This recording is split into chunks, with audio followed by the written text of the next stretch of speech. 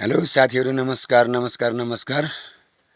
हाम्रो चाहिँ यो बोडीघाट गाउँपालिका 3 सिसाखानी मा पर्छ र हामी चाहिँ यहाँ आज चाहिँ यो अहिले हामीहरूले चाहिँ प्रथम गरेको खेती चाहिँ हाम्रो चाहिँ यो फलफुल खेती स्याउ खेती चाहिँ आज हामीहरू चाहिँ यो चाहिँ टिप्न गइरहेका छौं साथीहरु।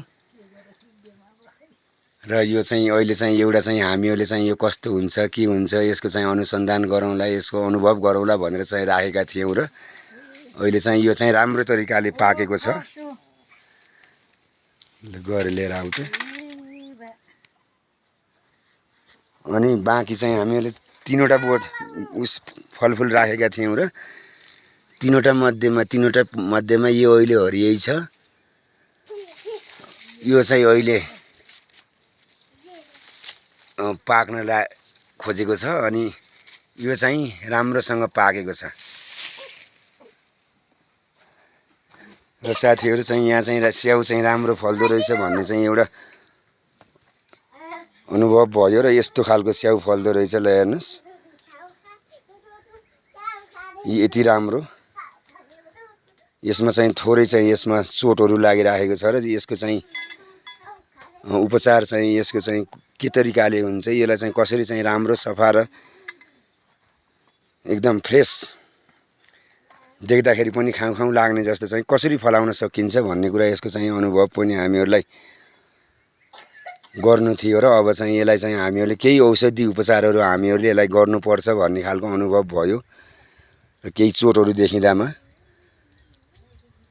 साथीहरु बाँकी स्याउको बोटी यहाँनिर यसरी छ अनि यहाँनिर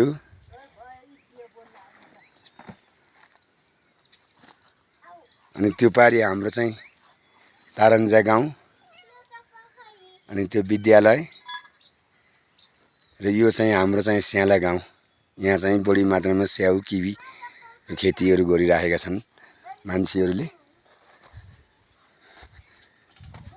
बाँकी चाहिँ अब दोस्रो वर्ष अब कसरी फल्छ, कस्तो तरिकाले हामीहरूले गर्न सकिन्छ, अब राज्यले कुन खालको व्यवस्था दिन्छ, कस्तो खालको चाहिँ प्राविधिकहरूले चाहिँ यसलाई कसरी चाहिँ यसको संरक्षण गर्न सकिन्छ, कसरी सफा फुल फलाउन सकिन्छ भन्ने खालको चाहिँ कुन खालको अब योजना सहित आउँछन्। अब है हाम्रो समाजमा यस्तो छ, यस्तो खालको चाहिँ खेतीहरु फलफुल खेतीहरु यसरी उत्पादन गर्दैछन् कृषकहरूले, हामीहरूको ध्यान पनि त्यहाँ जानुपर्छ भन्ने चाहिँ स्थानीय तहदेखि सबै स्थानीय तहका सरकारहरु प्रति पनि अलिकति ध्यान जाओस् हैन।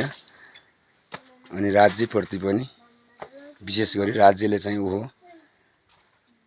यसलाई चाहिँ कसरी संरक्षण गर्न सकिन्छ, कसरी चाहिँ यसलाई हामीले सफा फलफुल फलाउन सकिन्छ भन्ने खालको चाहिँ एउटा चाहिँ दिमाग जाओस् र हामी कृषकहरूलाई त्यसको अनुभव चाहिँ प्रशिक्षक पठाएर हामीहरूलाई चाहिँ कसरी चाहिँ यो चाहिँ उस गर्न सकिन्छ, यसलाई कसरी चाहिँ सफा तन्दुरुस्त राम्रो फलाउन सकिन्छ भन्ने खालको चाहिँ हामीहरूले एउटा अनुभव ज्ञान दिएमा हामी धेरै आभार रहन्छौँ। हस्त धन्यवाद।